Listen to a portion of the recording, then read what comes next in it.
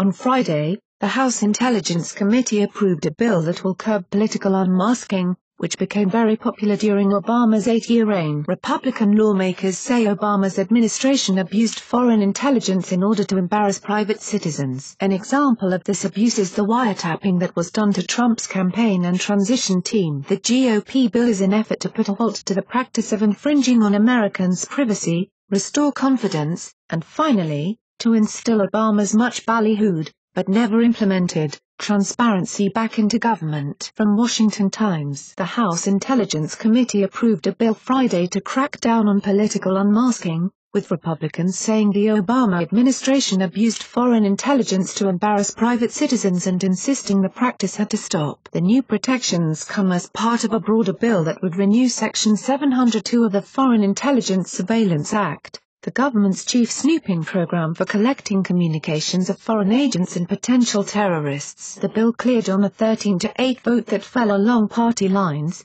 with Democrats complaining about going after unmasking. Both sides accused each other of politicizing the issue and ruining the bipartisanship they used to share in their approach to national security. It was bipartisan while we had a Democratic president, and now it's not bipartisan. And what changed? What changed was January 20th.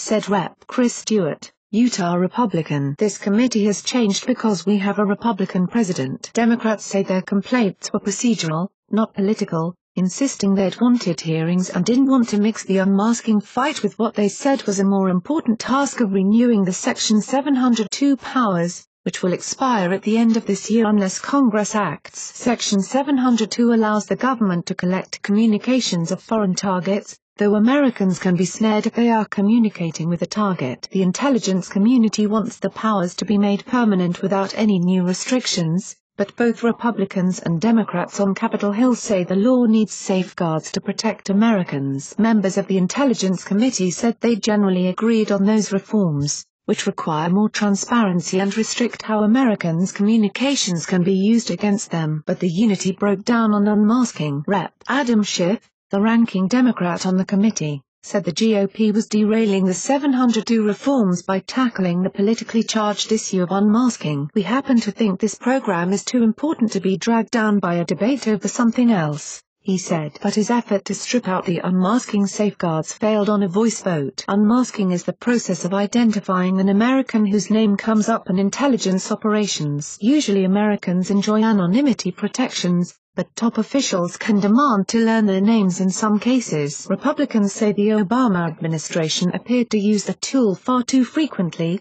with Samantha Powers, who was the U.S. ambassador to the UN, asking for some 300 unmaskings. Unmasking alone isn't illegal, but has become controversial, particularly after people associated with then-candidate Donald Trump had their communications leaked last year. The biggest name to emerge was Michael Flynn, who was then a top national security advisor to Mr. Trump. Ironically, just as the committee was acting Friday, Mr. Flynn was headed to federal court where he was expected to plead guilty to lying to the FBI about communications with Russian operatives made during the presidential transition.